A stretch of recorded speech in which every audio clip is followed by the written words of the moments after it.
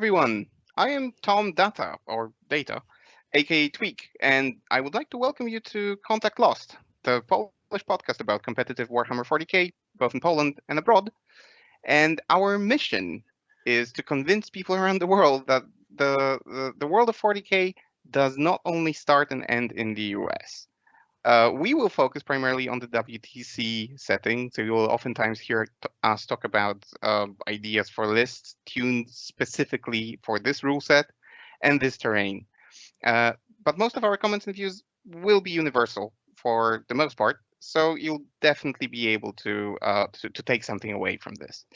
Um, if you like what you're hearing so far, please hit that like and subscribe button to help us grow. It means the world to us. And today, we will focus on a very, I think, very interesting topic. We will talk about the new, old, 2 months old Tyranids book. And multiple podcasts have already covered this. Multiple YouTube celebrities have discussed about this book comprehensively. They have gone through the book from A to Z. So we will not do that, not at all. Instead, we want to focus on the most competitive aspects of the book. We will look into what plays, what's interesting, what immediately catches our attention, and so on. And to do that, I invited a really special guest. He has won the ETC what 3 times now. I think he has been the captain of the Polish national team for the ETC/WTC 5 times. Um, the players of the world beg for a split when they are faced against him, and he is the Polish Overmind. Please welcome Vladdi. Hello, I think you overdid it a bit, but No, not okay. at all. No, seriously, I think, It's especially with the I, Polish Overmind. well, I didn't win APC 3 times. The team won. It's a team effort. It's basically 8 players, so I don't want them, having that what you said against me. That's So very the modest. team won, but that is true that the Poland won ETC 3 times, and just so happened that every single time I was a captain. So a bit of luck and a bit of good preparation, and a good team. That was what was needed to do that. Wonderful. Okay, so listen, the first question, the opening question, will I see you on Saturday in Tree City at our local RTT? Yeah, definitely. So we So finally what have will a you be good. bringing? Will that be Harlequins? Sorry, Harlequins. Eldari? Will that be Tyranids? Or you don't want to reveal that just yet? Well, it's not that much of a secret. Uh, it depends. I am in the process of remaking my needs to new standards.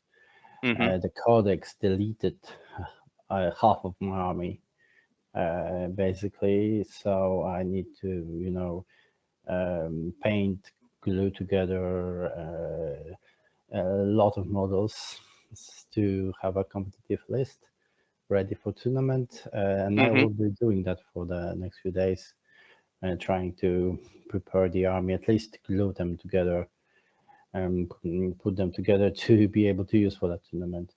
But if I fail to do that, I have a list. I have an army of craft world elder ready to roll. I had it ready for arena, but I was sick. I couldn't come. So elders are ready. So if I won't be able to make it with needs, I'll come to with craft world elders. Um, well, designed Tyraniid player for this year's WTC Polish team. Mm-hmm. So if if it if I'll be able to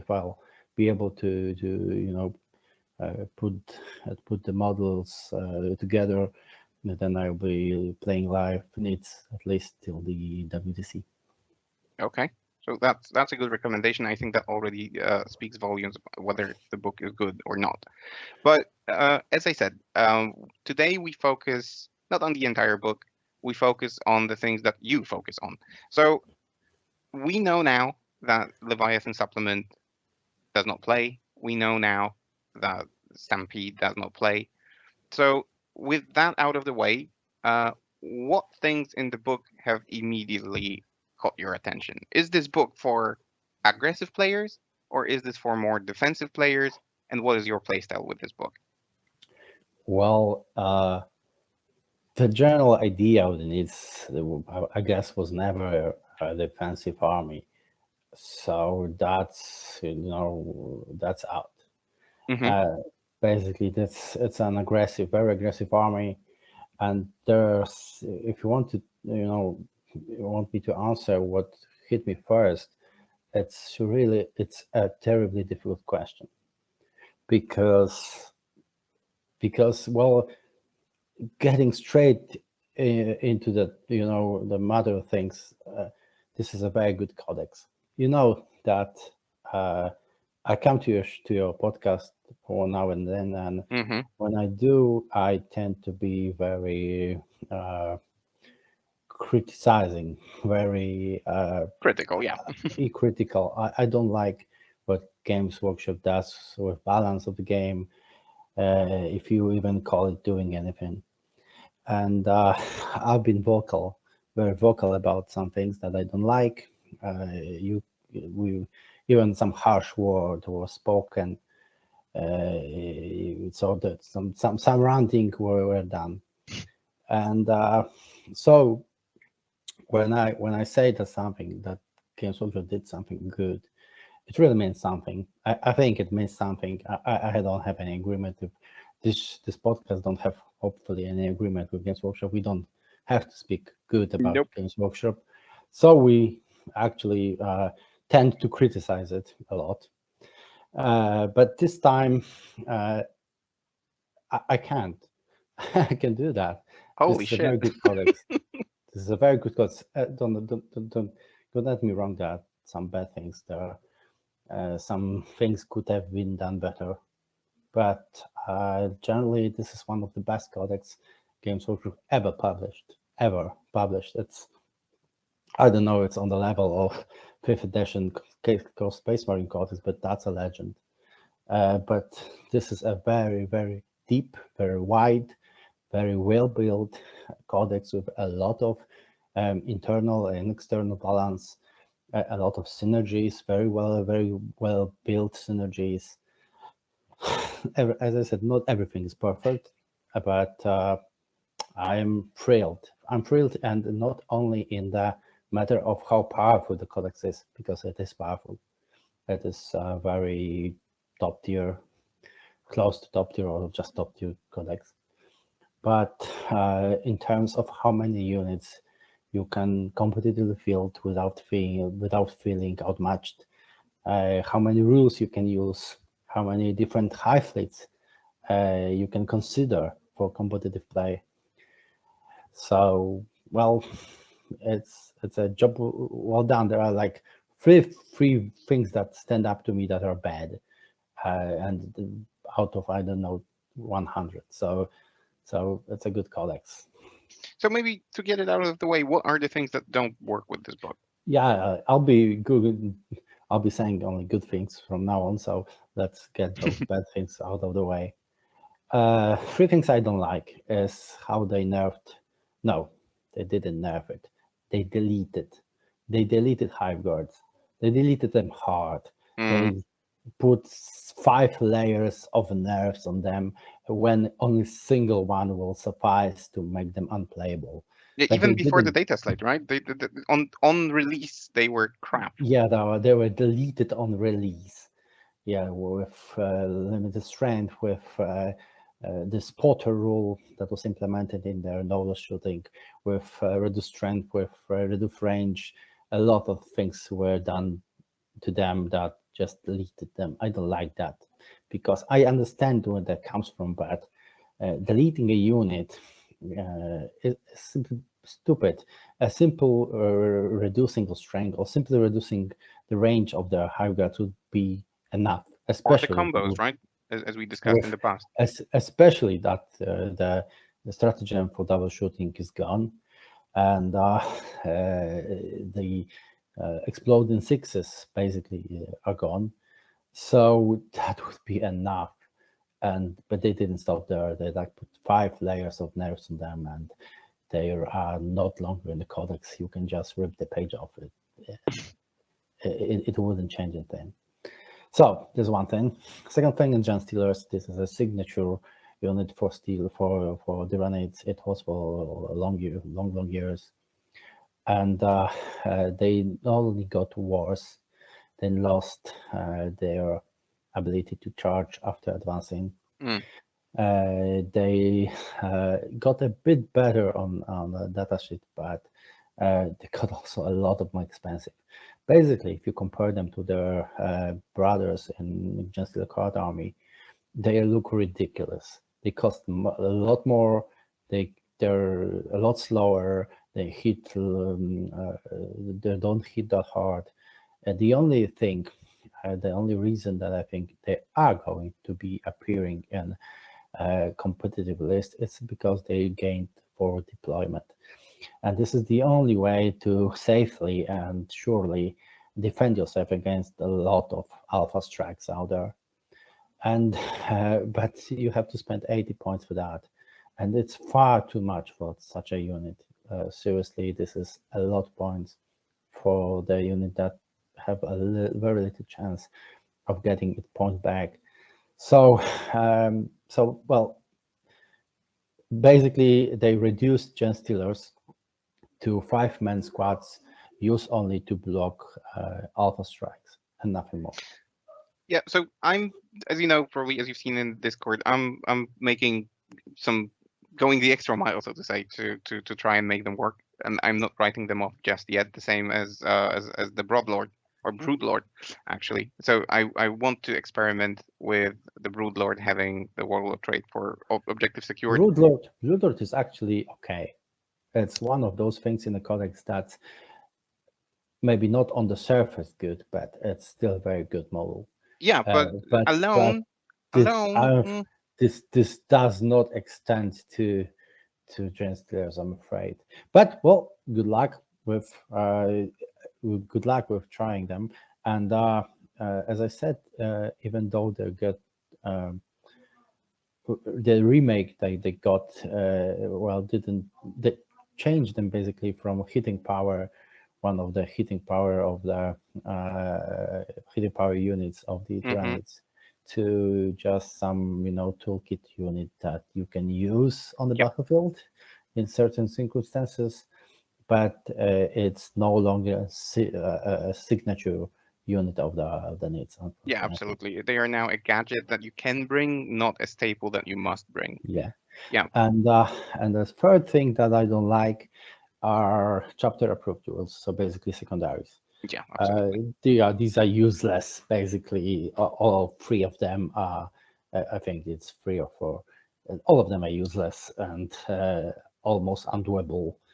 One is particularly possible, but if you play something higher with intelligence higher than average monkey, your opponent will just kill his unit leaders, sergeants, unit leaders. When you shoot at them or mortal wound them, and therefore you'll just deny you the ability to score any points from that mission.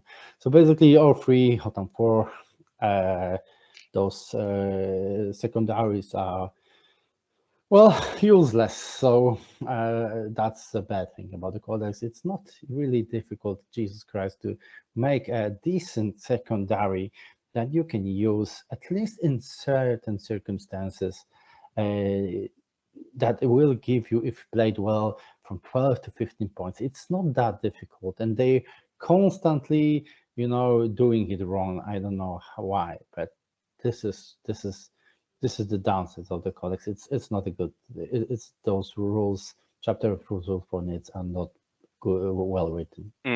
I totally agree. I totally agree with all 3 of your choices, and the secondaries. I experimented with the kill a character or kill a unit sergeant in melee. First of all, I didn't read it properly, so it caught me off guard that it's melee. And I played against Gogi, who is an experienced player, and he just, when I cast Smite or something, he just killed his sergeant and basically denied me the points. secondary. So yeah, Yeah. so I ended the game with a donut with an absolute 0 on this one. So I totally don't recommend this one. Just play the generic secondaries that you have in chapter approved, because all three of those basically just suck. All right, so luckily we got the negative part out of the way. We can now focus on the things that work. So maybe I'll ask you for, some list ideas that you've had, and with these we can go through the your choice of high fleets and their adaptives, and then also the units, and we can discuss which units work according to you, which units do you think should be in every list, and that way we can work out what's good, what's probably Okay. passable. Okay. So Well, let's go with the first idea of a list. What high fleet would that the be? What would it the do? moment the Hmm. moment that the moment the codex hit, I mean, the copy The of internets. went around the world. Kid, I made a list, and uh, that list spread like a virus for our community. For like 2 weeks, everyone was playing one list. That was the thing that struck me first was a Kraken list, because Kraken basically is have one of the best stratagems, I think, in the game, but especially good with Nace. It's it's a stratagem that allows you to advance automatically 8 inches. If you combine that with the ability to charge after advancing that you can get from the psychic power from the onslaught, then suddenly you have a list that doesn't need Swarm Lord, because well, Swarm Lord is just okay in this code. It didn't get deleted like Hive Guards, but it's just okay. There are better choices. But still, if you had to field Swarm Lord for any reason, he'd still be good. You'll be he'll be giving you points. He will doing things for you on the battlefield with the rules he has in the codex. So he's okay. But there are better choices. But if some of those better choices get nerfed along the way, which I strongly expect, then suddenly this Swarm Lord will look far more, alluring than he is now. But basically, you don't need it, because I have a Kraken stratagem that allows you to move 8 inches, or most of those units that you really want in close combat. I got also ability to, although the possibility of taking adrenal glands that give them +1 to move, especially Tyrants. So you can just move 25 inches with Tyrant and charge. 25 inches. It's basically from one deployment to another deployment in charge. And you can do that with a single unit every turn. So, but that's not all. Kraken also has a very good relic and a very good world trade and well, decent power that, considering how the powers, the fleet powers mechanic works in this codex, it is very useful, because basically in the codex, all the psychers from the given fleet have a fleet psychic power Hmm. in addition to any other powers they have. So if you have in terms of Kraken, you have power that gives you real charge, ability to real charge move, and that's a decent power. You always need the ability to real important charge is always good. It's never bad. So it's not maybe game changing, because you can substitute that with command reroll, but well, it's not bad. But Kraken has also relic that this allows any rerolls to hit against the Bureau, and it gives -1 to hit. So basically, something that we've seen with Solitaire Hmm. up to now. That's it's good on a Harlequin character, so it must be good on the 12 wound Monster. powerhouse that are Tyrants, Yeah. Hive Tyrants. So this is good, very good, and also I think it's one of the few, if not the only way you can bring your CPs back. Kraken the world trade one step ahead allows you to regain the lost CPs. So basically this split is very good, and also when you have also the access to secondary high fleet benefit that is unique to Kraken, that gives you the advance of 3 plus D3 instead of D6. Hmm. This is on competitive level very important because it allows you to plan your turn very well. You know that you will always advance at least 4. Yeah, it's very reliable. So it's very reliable. And the basic, those unchangeable Kraken high fleet ability is +1 to AP on charge, and I think heroic. I'm not sure if when charged, but basically, in certain circumstances, you get +1 to AP, which is a huge thing also, especially now with Armor of Contempt role. But it was also important previously. It just allows you to put in more wounds on every single of your units when they charge. So Kraken is generally good, and it's very fast. It's basically both stratagem and this secondary high fleet ability gives you a lot of mobility, and the combination of specific relic and trait gives you a very powerful toolkit to deal with everything. So Kraken was the thing to go in my eyes when I first analyzed the codex. And basically,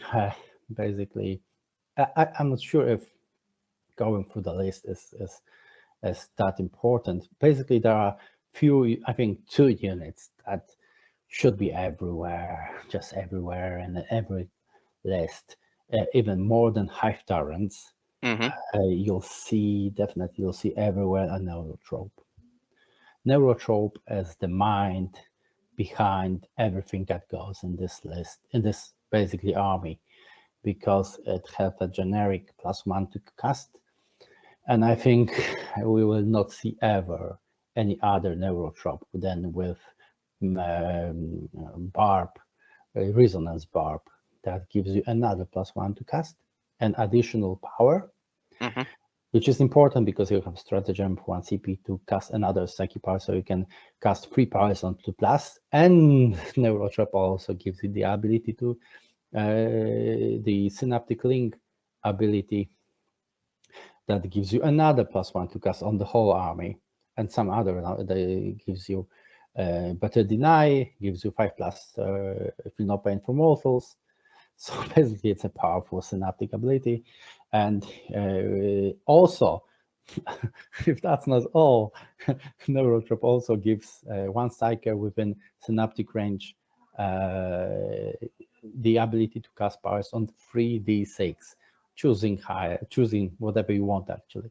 So you have a psyker that when you need it casts 3 powers on +3 with 3 dices and choose whatever you want. So the Neurotrop cast is a better psyker that can cast better is better at casting powers than Magnus. And I'll add to that, if you give her a specific warlock trait, she can use that warp siphon ability twice. So not only on, for example, herself, but on another caster in the army. Yeah. Well, this is where this is the thing. The choice of those traits, or relics, we'll get to that, Hmm. is huge. I have a list. I have projects, some, different lists, and in those lists, I have Neurotropes with 3 or 4 different traits to test. I have Alien Cunning in one. I have the one you said. In other, I have 1 step ahead in Kraken list, and this changes because there are a lot of options in this codex. This is a very wide and very deep codex with many options. So Neurotrop will be bad, but while saying that, I am quite sure that Neurotrope is going to be everywhere in every single list. Mm-hmm. And the second thing that is definitely going to be in every single list, or maybe I think that in every single list is going to be at least one Hive Tyrant on wings. So winged Hive Tyrant is going to be everywhere. And I would like to say that with a Reaper of Obliterax, but actually already seen one without. I've seen one competitive list from some German team tournament without Reaper. So you see there are different options as well, even for competitive players. But the Reaper is a huge win and is going rounds in our community at least. The Flyrant with Reaper and Feel No Pain or some other world trait. It's a huge monster. You can cry for a second about losing Leviathans, double swords that had the ability to take away invulnerable saves. But if you look at the Reaper of Bitter Arcs, then those worries, this sadness is gone, because it's the weapon that is on the very same level of being complete OP. Mm-hmm. Basically, I'm sure everyone around the world got that in their podcasts and in the analysis of the codex. So everyone knows that the Reaper inflicts some mortal wounds on every successful wound. So if you have a that is done with this with the sword, with bone sword, so basically you can give your Hive Tyrant plus D3 attacks from the stratagem, so you have from 6 to 8 and attacks, and considering how many rerolls Hive Tyrants have access to, then you can pretty sure guess that you can inflict from 6 to 8 mortal wounds in addition to any other damage on everything. And moreover, that relic takes away the ability for your opponent to deny wounds suffered, both mortal wounds and normal wounds.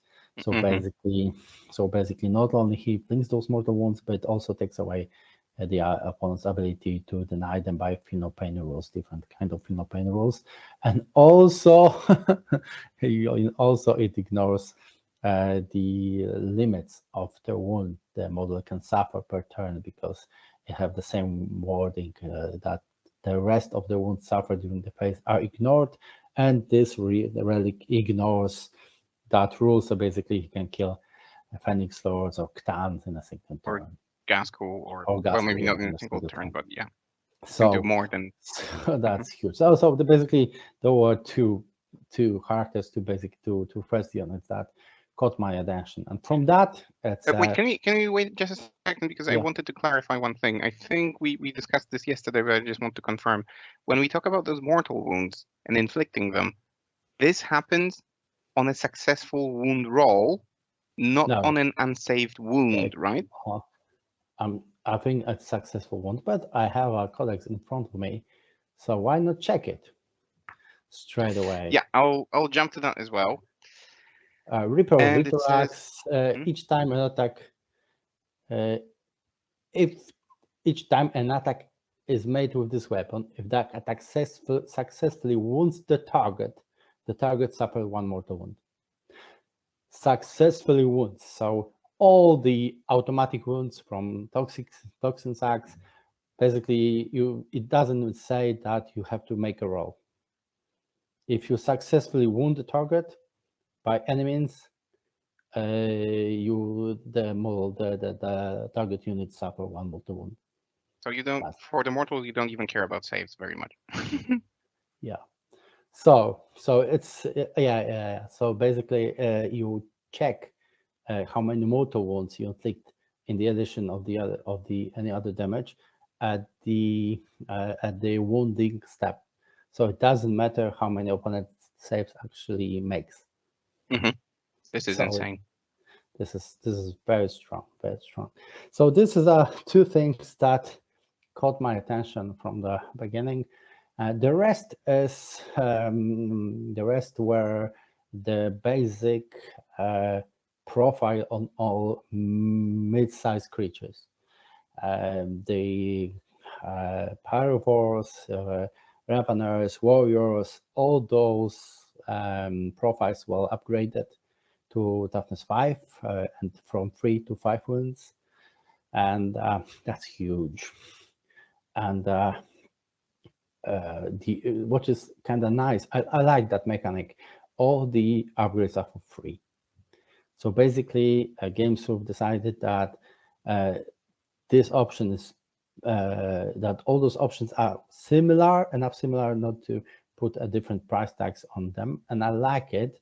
Though it's kind of obvious that some options are better than others. Like the Death Speeder is just the best shooting weapon, and all those others are not on the level. But basically, the cost of the unit, the characteristic, the profiles of those units are perfect for those units to fulfill their role on the battlefield. They are up to date with the current meta, basically the state of the game, so they are killable, very much killable. They're not overpowered, they're not unkillable, they're not, it's not like they're that you just can't do stuff if your opponent feels a lot of them, because like with Marines, damage 2 just tears through those mid-sized creatures.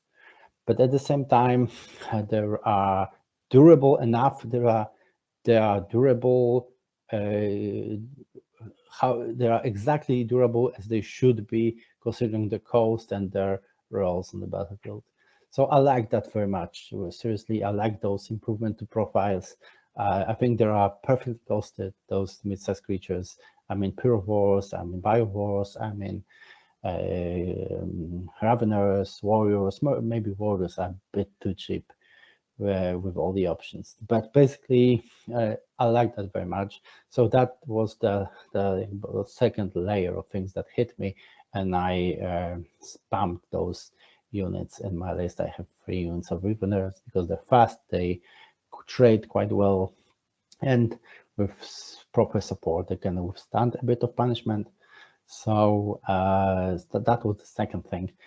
The third thing was obviously the Maleceptor, which I actually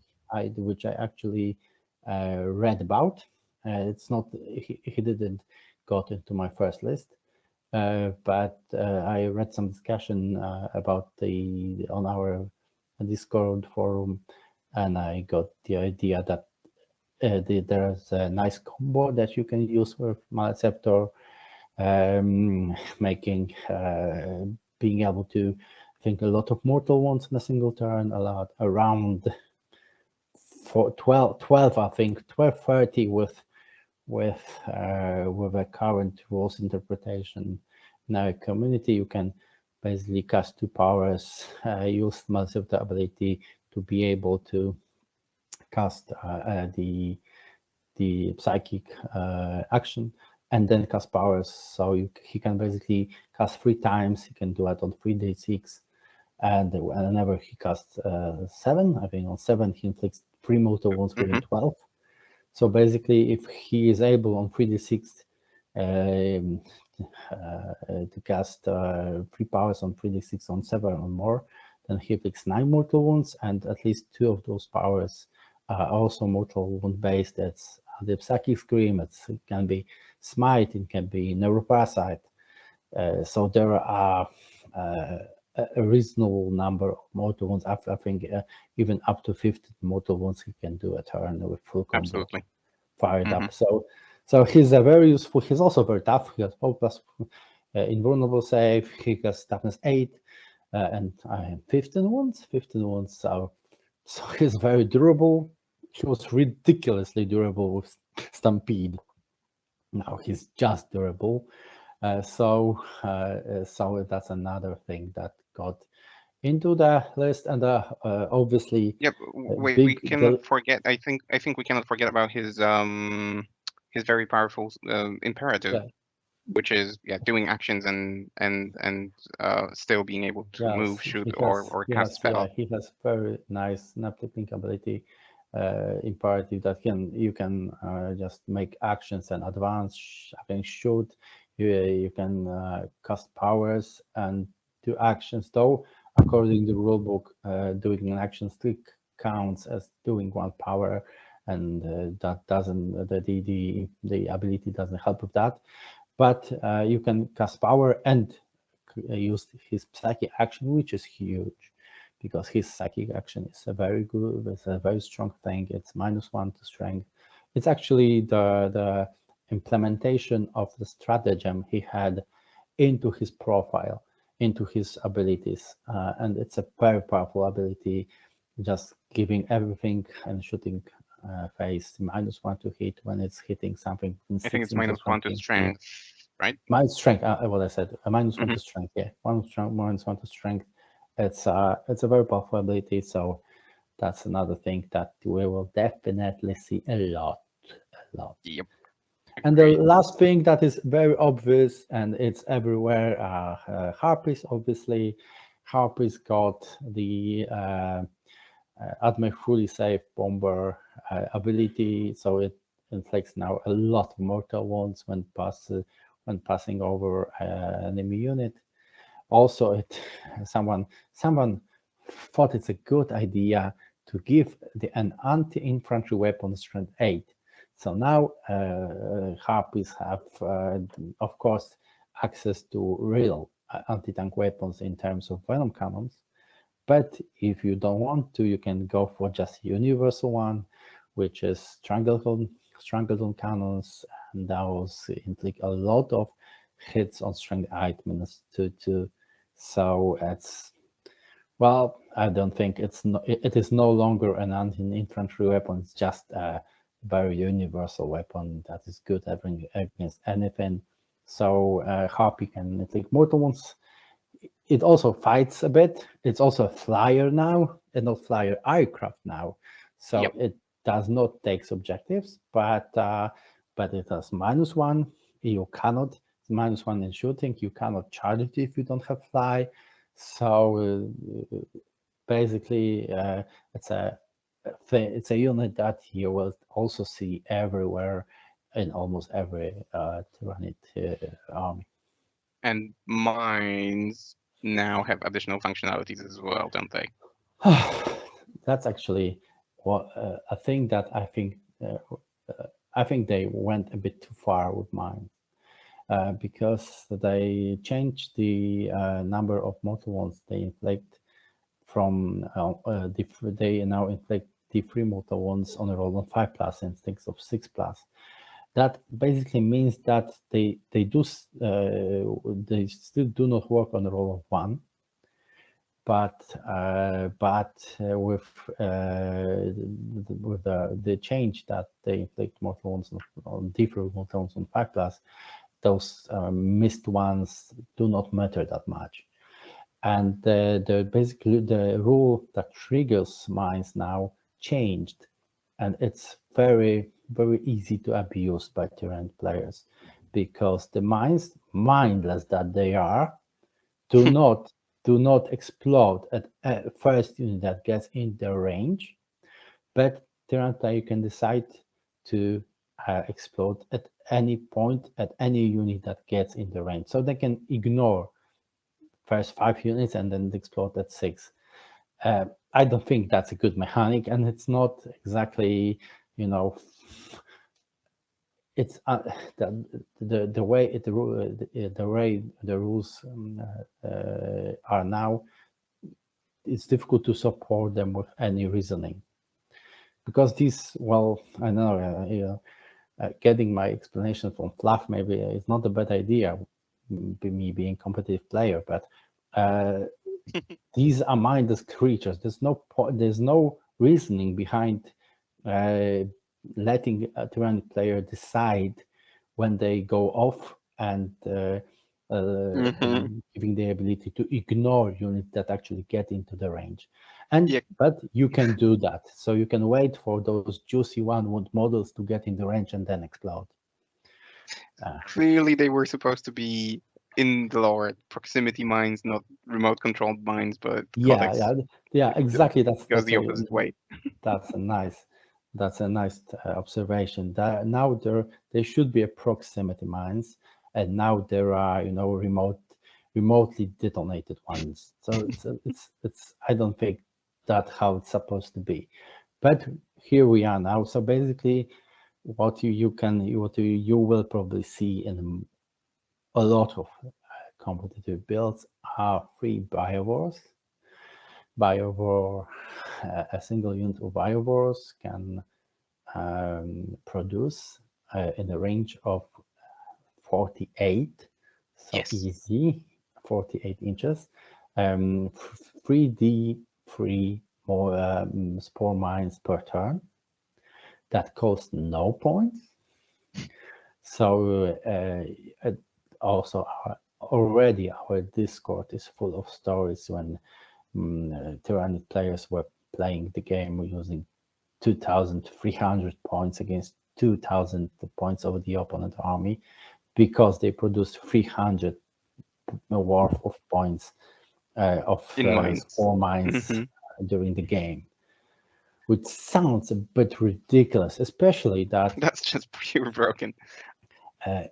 you can't, with the rules as they are now, you can't properly defend against it because if those mines land on the objective, then you have no choice but to get on that objective and detonate the mines. And your opponent decides when those mines will explode.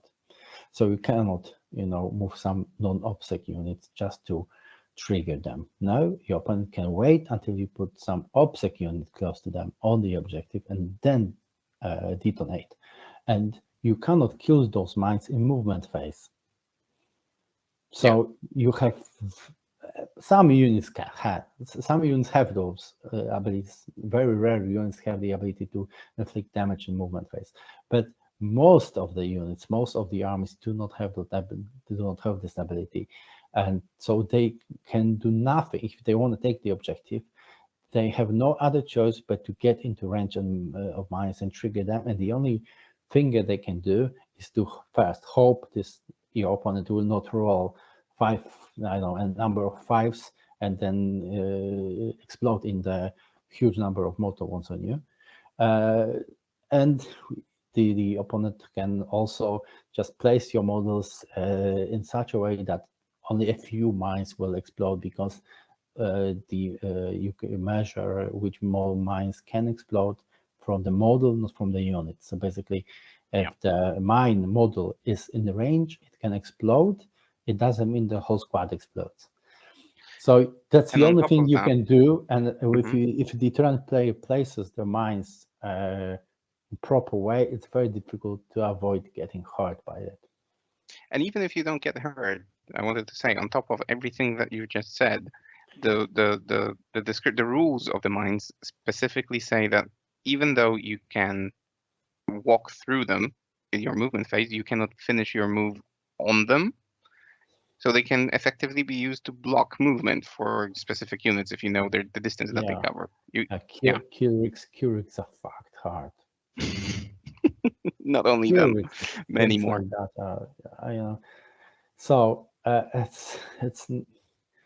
it's not a good mechanic. I don't know if that was the purpose of those mines, because I do think that for the balance of the game, it would be far better if they exploded automatically at the first thing that gets into 3 inches. In that way, automatically when something gets into 3 inches, that way it would be impossible to block movement with them, because they will just explode and you can clear the way of any units you choose. And therefore, secondly, they will automatically explode. So you, the opponent, will choose which models will suffer the mortal wounds from them. So it would make the game more interactive, and it will make the game more about choices and less about luck and inability of the Tyrannid opponent to do anything about them. Yeah. So we started talking about units. You've mentioned a bunch that you definitely want to bring, and then there are a bunch of others that makes perfect sense to bring. However, the question remains: do you ever consider them? Do you ever consider zoanthropes for their imperative, Yes. for example? Yeah, Right. actually, I'll just jump to the datasheets Mm-hmm. to have them in front of me.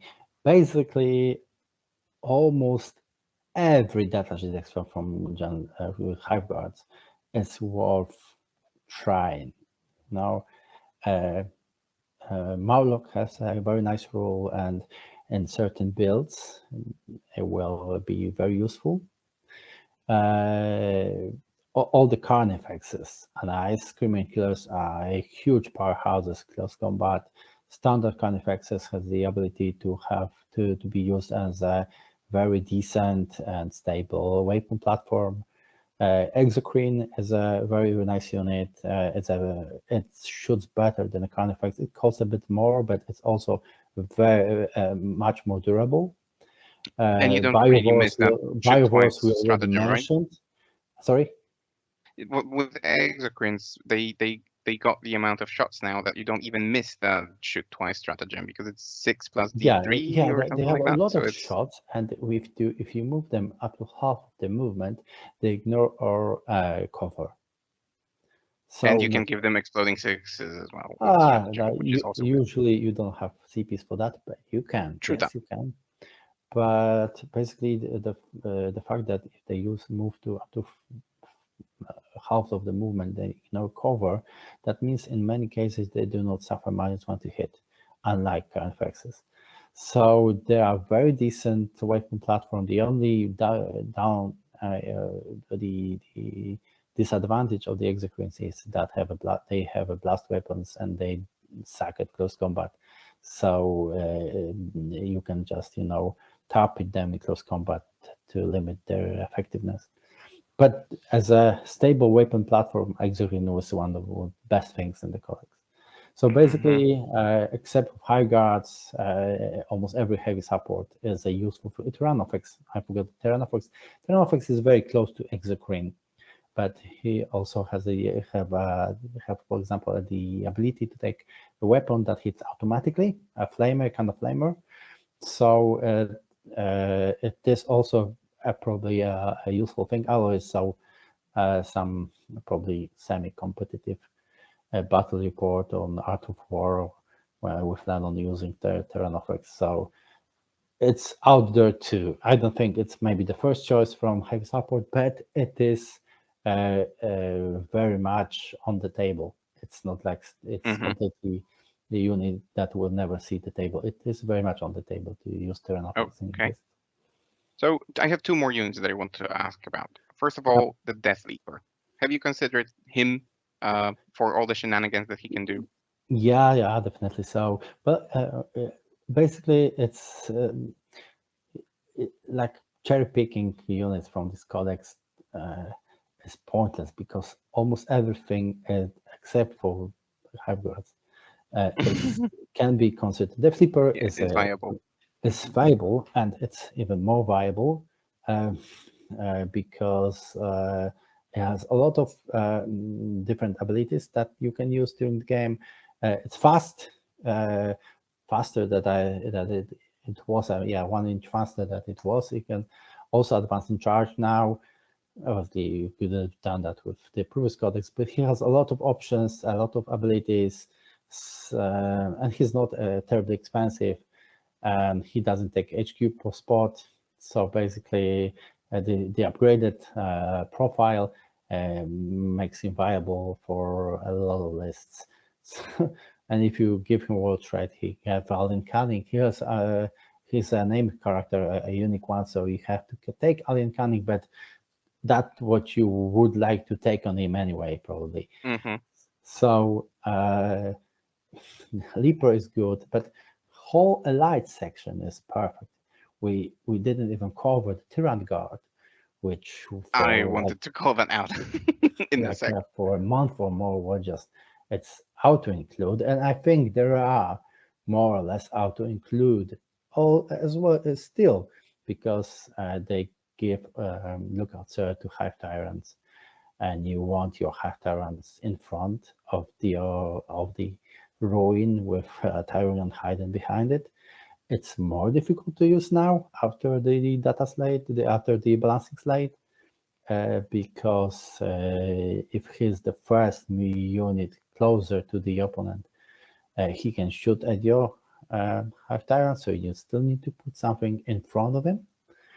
But being able to screen your Hive Tyrant with Tyrant guards like that, to be able to avoid most of the opponent's shooting, if not all, is a huge thing.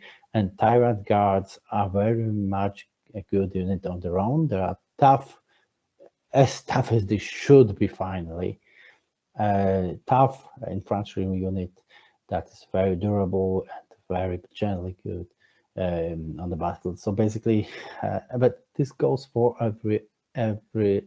almost every unit in the allied section, if not every unit. Xanthropes are good. Because of the mortal ones, they have a very strong imperative synaptic link rule that gives invulnerable self to whole army for a single turn, but still you can do that in the beginning if you want to suck some damage from the opponent, or during the game when you make some push on the opponent lines. It's a very usable unit. Probably will seed the table as well. I see some people in my community using Venom tropes as well. Tyrant guards will recover it. There's one friend of mine who is testing heavily Toxicrene. Pyrovores finally are out of the shelves and into the battlefields. They got a very, very good profile upgrade. They're available. Maleceptor is powerful, as we already mentioned. Lictor is a small Death Leaper, but also very viable. Haruspex is a powerhouse in close combat. He make some problems getting into it, but with upgraded profile with toughness 8, he already had that. But 2+ save and 15 wounds, you can just push him hard into opponent's lines, and it will be not that easy for your opponent to destroy him.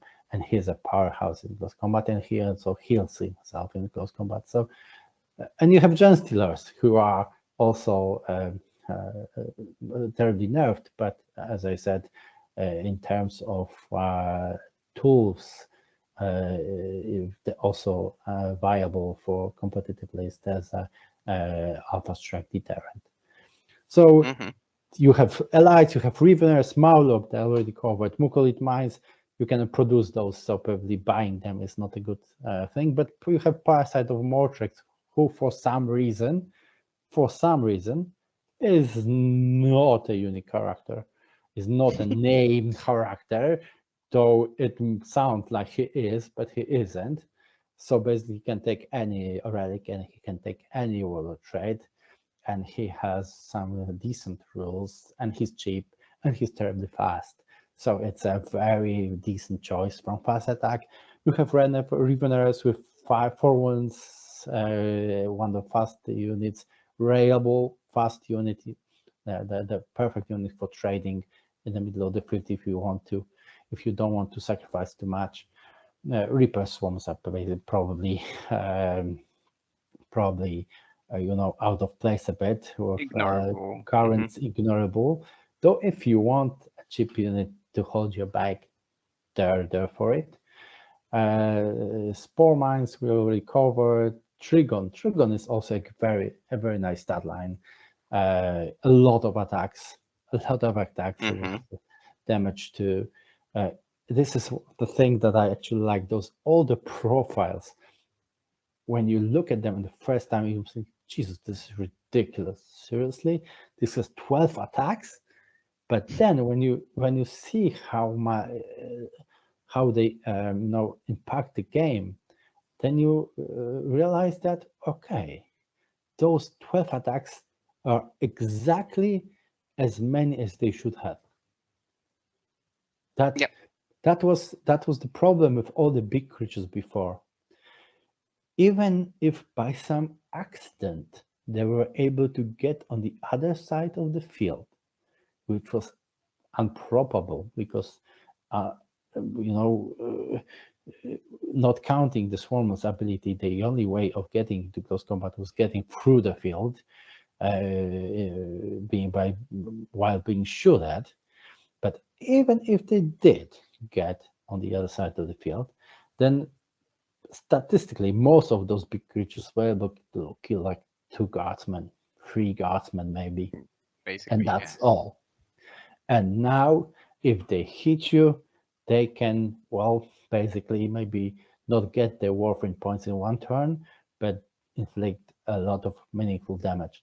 So They hurt. I like all those profile of big monsters in this book very much. They're on point, as they should be. And as I said, everything this codex is basically, I like to say about a few things about, because getting through the list, which we said we will not do. So maybe a bit of more general thought. This codex has a lot of internal synergy. It means all those units have rules that help them fulfill their given role on the battlefield. Moreover, those rules don't usually overlap. So those abilities are more or less unique. You don't have like with I don't know, orcs or previous Elder Codex, when you have like 5 rules in the codex that gives you real ones to hit. So basically, if you have, I don't know, Artar, you have real ones to hit, and a profile of a unit, and something, a stratagem that gives you real ones to hit. So basically, in most cases, you're using only one of those rules, and the rest are obsolete. It's not like that with this codex. Everything is useful. Everything has its place. Everything has rules, unique rules that helps it fulfill its role on the battlefield. I like that very much. It's clear, and also this codex strikes a perfect, in my opinion, perfect balance between the rules that works on core and the rules that works on everything. This balance is very delicate, generally speaking, because the idea is to make everything work on core, and some rules and some codex put that line too far. For example, like Craft of Elder Codex, that is not giving anything to units without core. In Elder Codex, you can't do shit, no buffs, no rules, nothing works on if you don't have core. In this codex, there are a certain number of rules that work only on core, but also a lot of rules, a lot of buffs that work on everything. And because of that, everything is valid. In Craft of Elders, if you don't have core, then it's a long shot. It's not the unity without core is not that viable. But in this mistake, I think, was corrected in this Tyranid Codex. This is the balance between things that works only on the core and the rules that works like Psyche Power. Psyche Power works on everything, and I think this is it's a very good idea that the powers work on every unit. Because of that, there are different synergies. There are some internal balance issues that you can use during the game, also even if you don't play only core units. And this is hugely important. That makes all those units on the army list viable. all the units, Exocrine can get feel no pain, Haruspecs can get feel no pain, all those units can charge after advance because the proper power, the onslaught works on them. And it's very important that keeps all those units valid. Yeah, we didn't even get to adaptive physiologies that you can buy for points and make something have Oh, 4+ as I invulnerable said, or other stuff. I think everyone who were interested in the codex in general knows that there is something like that. But this is important because those adaptives you can give to every big creature. So you can make, if you want to use, for example, Haruspecs. He's a close combat beast, but he doesn't have invulnerable save.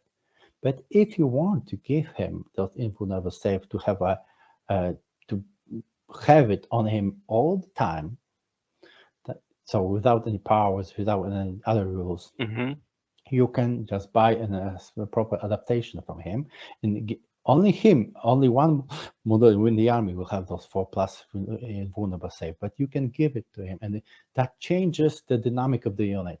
Suddenly, this unit becomes something different, a bit different, that it was based only on the profile, and it's a good thing. If those adaptations worked only on certain creatures or just core units, that would make this codex very shallow. This is the problem, I think, what happened to Craft of Eldar, what happened to Orcs, those lack of synergy and taking away things from the units that are not core, made those codexes very shallow.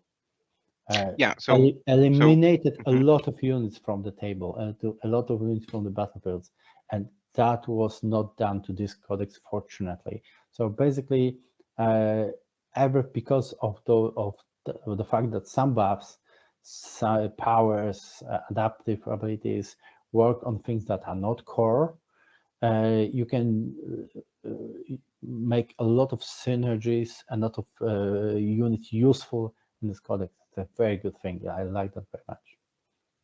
Yeah, and I also wanted to add to that because I also really enjoy playing with this codex, and I find it phenomenal that they managed to make the book both fluffy, and from the fluff come different play styles with this, because first of all you have the synaptic link ability that basically makes all the synapse creatures talk to one another when they are within range and pass psychic powers to one another, which is it allows you to almost slingshot a psychic power from one end of the table to another.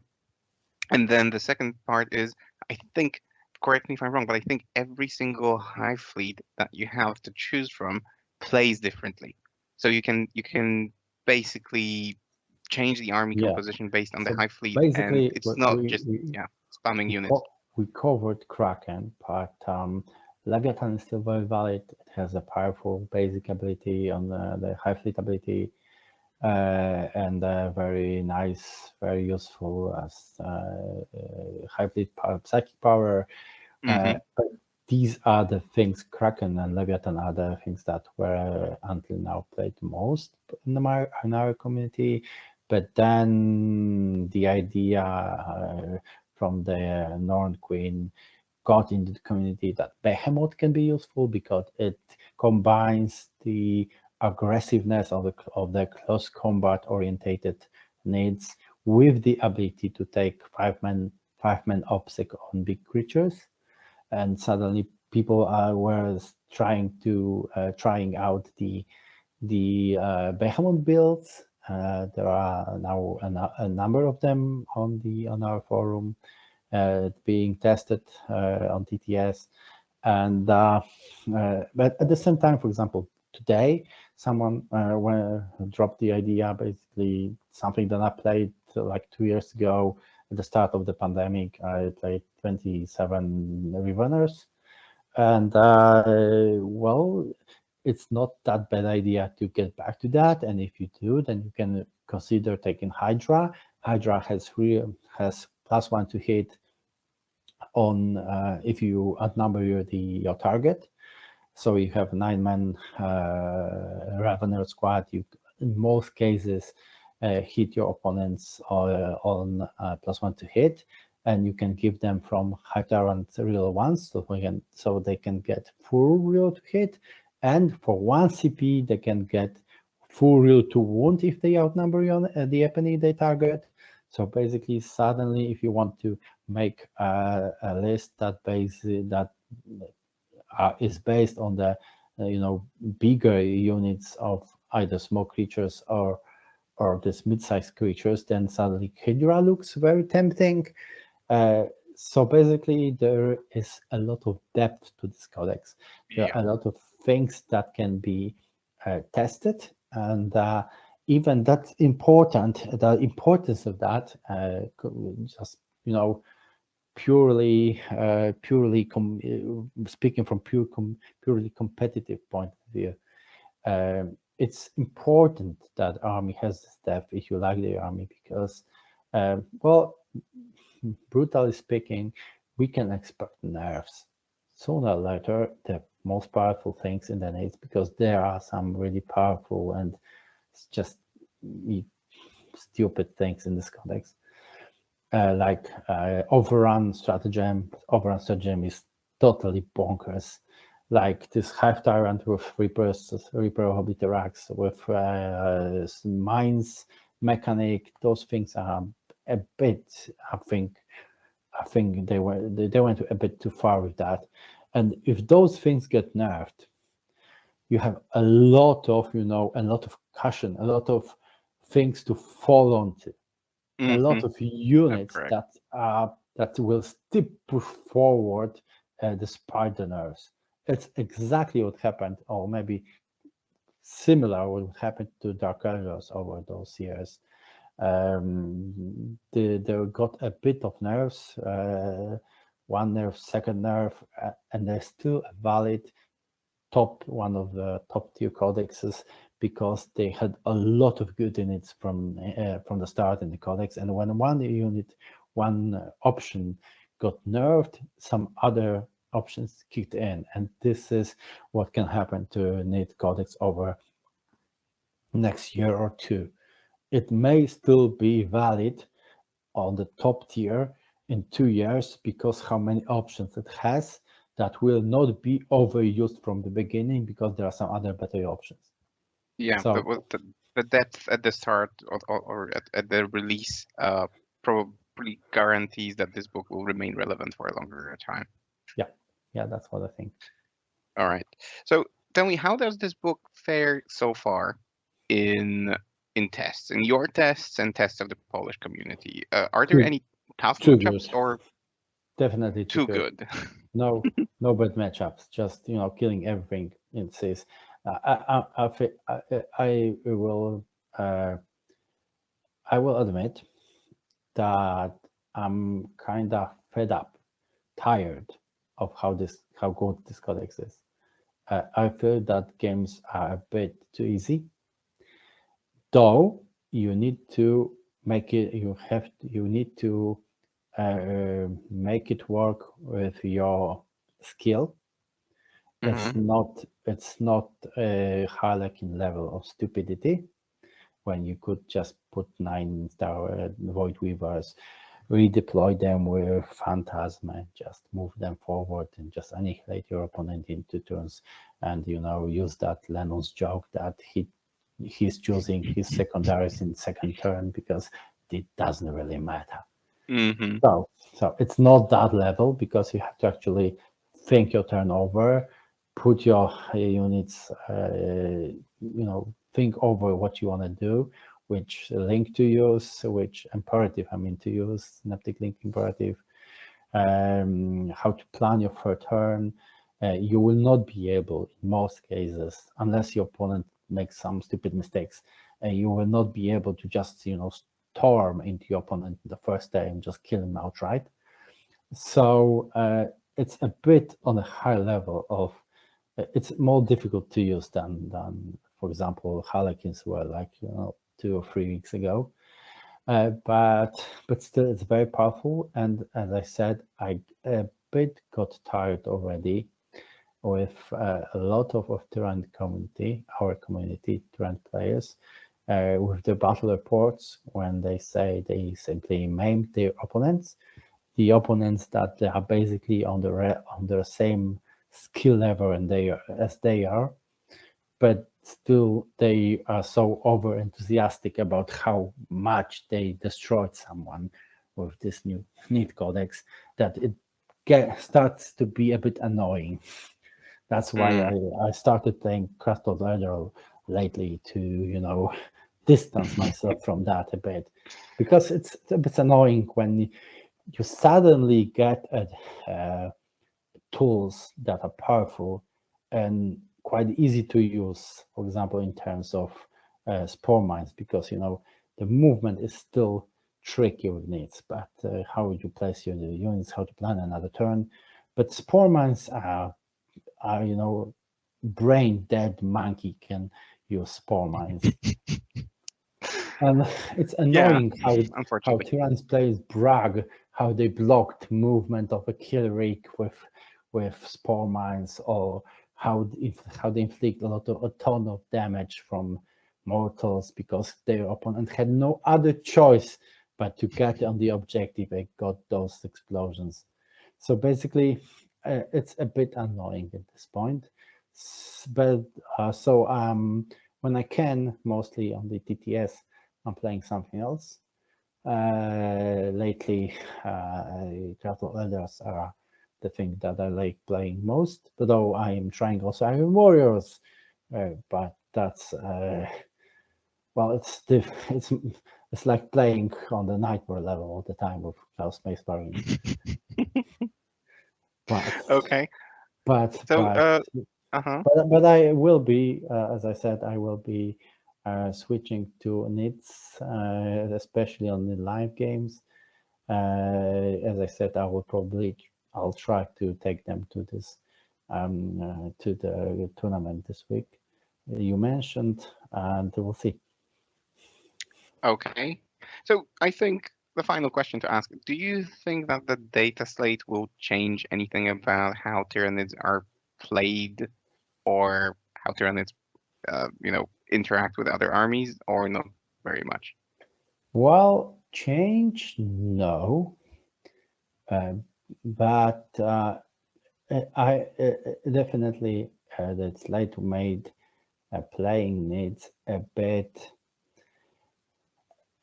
less stressful, maybe, because now you have absolutely you don't have to worry about losing your tyrant guards in the first turn, and then losing your hive tyrants because they were in the open and getting shot at.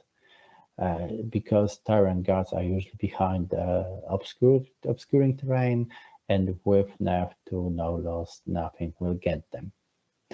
So you can basically plan your first turn without the scare of your hive tyrants being destroyed in the first turn. And well, let's be honest, at least one hive tyrant is the powerhouse, is the engine in this list. Where if the neurotrope is the mind of the list, then the hive tyrant, at least one hive tyrant, is the workhorse of the list. It will deal the most damage against your opponents, and protecting it will be your first priority during most games.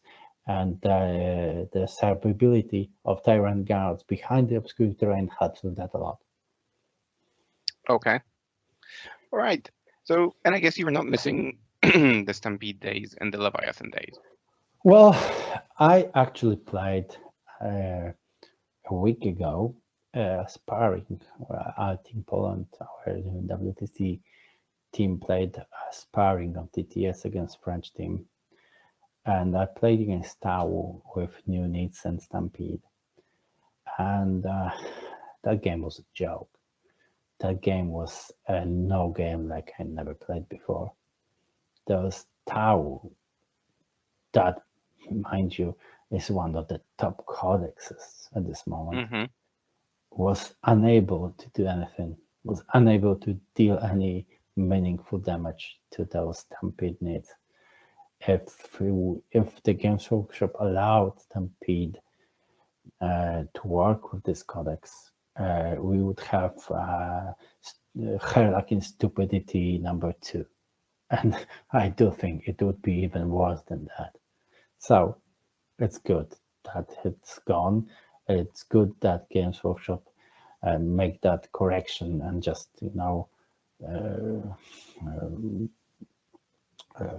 eliminated both Stampede and Leviathan Supplement from the competitive scene. I do think it's good because the codex do not need it to be top tier, and with Stampede rules, the codex was obscene. It was so stupid. It was a cancer like no other. Yeah, at least now the players need to break a sweat a little bit, or well, Yeah, something think like that. a little bit. Yeah. Yeah. All right. So I think we've covered everything, unless there's anything that you want to dive into still. But if not, then for our listeners, if you've managed to stick with us until now, there is a little reward for you, and the reward is that we've agreed with Vladdi before recording this episode that if you have any specific questions about the book, if you have any specific questions about tactics, it's about the use of units, and so on and so on, please make sure that you either drop a comment in YouTube or any other place where you can leave comments, or that you drop an email to our email address, which is 3city3 with a number 3citycontactlost@gmail.com. So that's one long word, 3citycontactlost. And I'll take those questions, I'll relay them to Vladdi, and he will try to answer them to his best knowledge and skill and expertise. And then either I will post those responses in as replies to your comments, or I will put them on our Facebook for you guys to read. So I encourage you strongly to send those questions, and we will do our best to have them answered. Vladdi, any last words? Anything that you want to add to finish this episode? Yeah, I just hope that Games Workshop would redo all those codexes to work like this NIT codex. Yeah, Because it is a wonderful book. it's Mhm. well, we're talking about a lot of good things about this codex because it deserves it. It's a very good codex. The one that true need players were waiting years for. We all had problem with that. Out of, I don't know, 30 or 40 entries in the codex, we could use 5. And now we can use 35. Jesus, this is an overload. But but as you know, I'm not only a NIT player. I basically play anything that is not Imperial or Tau. And when I look at this codex and I look what happened, that Craftable Order, that when you go on Craftable Order is a good codex. But when I see how many internal balance and synergy is in the NIT codex, and I see what was done in that terms to Craftable Orders, then I'm getting annoyed because, well, clearly Games Workshop can publish a very well written codex, and there are some things we had a discussion today on our Discord forum about how to use the overrun stratagem if it's well written or maybe not so well written. So basically, there are some problems, but in general, this codex is written. It is very well. It's very well constructed. And when I look at this codex, and I look, for example, at Orc Codex, we mentioned that on the previous podcast, my eyes bleed because everything that was done right in this codex was done wrong in our codex. And I don't be wrong, you can still build a nice competitive org build that in some circumstances and some, I don't 20, 30 people tournaments can do well or even win. But we're talking about inner synergies, about the inner balance of the codex, and everything about that. For example, is fact in our codex there are no inner balance. There are a lot of overlapping abilities like Warlord and Snagas ability. There are a lot of things that do not work together, like I don't know, track boys do not have the access to cult, to the army abilities, to even to the keyword. They do not have any access to the keyword. There are a lot of things that were done there, but it's not about only orcs, but there are a number of codexes that I wish Games Workshop was able to do as well as they did needs. That's and so that they don't rely on just a couple of strong data sheets that then, when a data slate is released, they get neutered. Or a single army of renown. Exactly. Because orcs have like 2 builds, 3 kill rigs with Goths or army of renown, and that's it. There's nothing else in the codex. And there's so much more in its codex. Mm. So yeah, to wrap it up, for the Tyranids, what a time to be alive. For other armies, Games Workshop, please get back to the drawing board and just redo them.